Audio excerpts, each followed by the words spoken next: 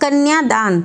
पिता ने उसका हाथ पकड़ लिया और उसके होने वाले पति ने नीचे से उसके हाथ को सहारा दिया।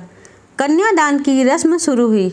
हाथों से पानी की एक एक बूंद गिरने के साथ पिता की आंखों से भी बूंद बूंद आंसू गिर रहे थे। अपने कलेजे का टुकड़ा दान करते समय क्या अवस्था थी, तब वह रामराव ने जाना। एक दिन उनके करीबी रिश्तेदार का बेटा दीपक शादी में रूही का हाथ मांगने के लिए उनके घर आया। दीपक को सभी पसंद करते थे। वह दिखने में अच्छा था और एक अच्छी कंपनी में कार्यरत था।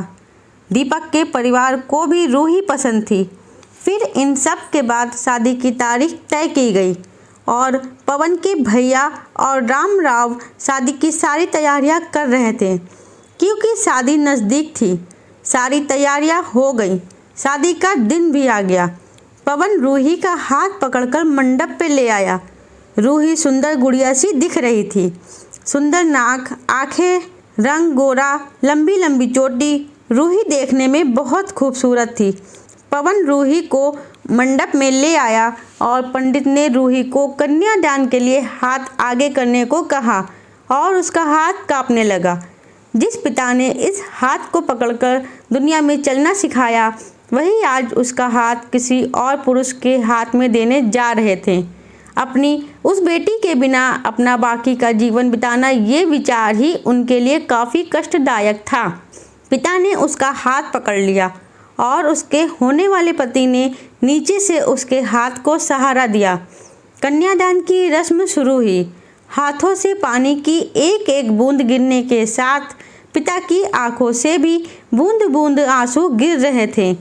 अपने कलेजे का टुकड़ा दान करते समय क्या अवस्था होती है, तब वह रामराव ने जाना।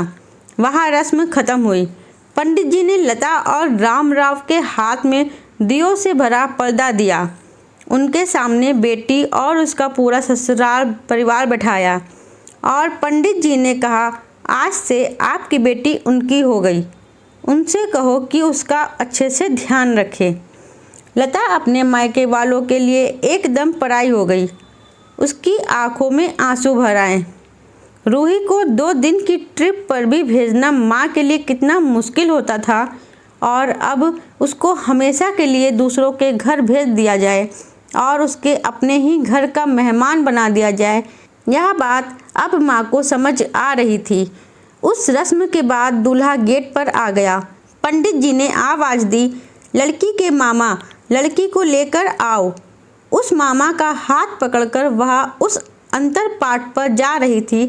सुबह उठकर एक साथ नाश्ता, फिर मस्ती, फिर मामी के हाथ का खाना और रात में मामा के गोद में सिर रखकर सोने वाली भांजी आज उस मामा को दूसरे के हाथ में सौंपने होंगी। यह सोचकर उसने अपने हाथ कस लिया और मंगलाष्टक प्रारंभ हो गए। भाई दूज के दिन बिना कुछ मांगे मिलने वाला गिफ्ट, एक साथ फोड़े हुए पटाखे, टीवी कौन देखेगा इस पर झगड़ा और दादाजी गुजर जाने के बाद उन दोनों का गले लगकर रोना। दोनों भाई बहन आज एक दूसरे को देख रहे थे। उतनी ही देर में मंगलाष्टक समाप्त हो गए। मंगलाष्टक समाप्त हो जाने के बाद रूही अपने आगे आने वाले नए जीवन को लेकर उत्साहित हो गई।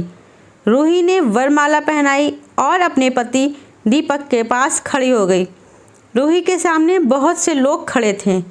कुछ आशीर्वाद दे रहे थे और कुछ पास होकर स्तुति कर रहे थे। फोटो के लिए उसकी सहेलियाँ आई। एक ने उसका हाथ पकड़ा, दूसरी ने उसका पल्लू अटका हुआ निकाला, तीसरी ने उसके आंसू पोंछे। हम घर रहने के लिए आ रहे हैं, आंटी को बोलना खाना खाने के लिए आएंगे। उसे उस एक कमरे की आवाज़, एक दूसरे के अधिकार, वह दिन याद आ गए जब वे एक साथ रहती थी। अचानक पति दीपक ने कहा कि तुम चारों की तस्वीरें ले लो, मैं साइड में खड़ा हो जाता हूँ। और वह चारों चेहरे हंसे। खाने की कतार में आज रूही माँ पापा से दूर दूसरे लोगों के साथ बैठी थी।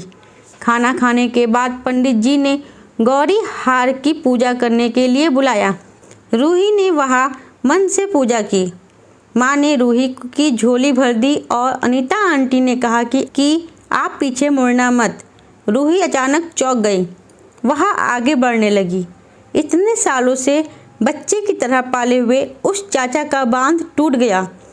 स्कूल से घर वापस आने में देर हो जाने पर आश्वस्त होने वाले चाचा जी, जन्मदिन पर 5-6 फ्रॉक उसके आगे लाकर रखने वाले चाचा जी, मैं नहीं आने वाली, आज घर में चाची के पास रहूंगी कहकर रोने वाली, वह आज हमेशा के लिए दूर चली जाएगी। यह रूही के दूसरे माँ पापा के रूप में चाचा चाची को भी यह बात सहन नहीं हो रही थी। उसकी पहचान आज बदल चुकी थी। हाथों की वह हरी चूड़ियाँ, पाँव में बिछिया और गले में मंगलसूत्र नए जीवन की राह दिखा रहे थे। सास का हाथ पकड़कर रूही उस फूलों से सजी गाड़ी में दीपक के साथ बैठी। उस गाड़ी में खुशी थी और उस गाड़ी के बाहर खड़े सभी लोग आंखों में आंसू लिए उसे अलविदा कह रहे थे। रूही बोली, मम्मी पापा आती हूँ मैं। बहुत मुश्किल होता है अपना कलेजा, अपना दिल अपने ही हाथों से बाहर निकालकर पराए हाथों में सौंपना, और वह अपने कलेजे को, अपने दिल को खुद के दिल से लगा कर रखेगा। फिर भी हर माता पिता इस मुश्किल काम का सपना देखते हैं, लड़की के जन्म के बाद से ही। दोस्तों, उम्मीद करती हूँ आपको ये कहानी आपके दिल को ज़रूर छू गई होगी। कहानी अच्छी लगी हो तो वीडियो को लाइक कीजिएगा, चैनल पर नए हो तो चैनल को सब्सक्राइब जरूर कीजिएगा। कहानी को पूरा पढ़ने के लिए आप सबका बहुत बहुत धन्यवाद। मिलते हैं अपनी अगली कहानी में, तब तक के लिए राधे राधे।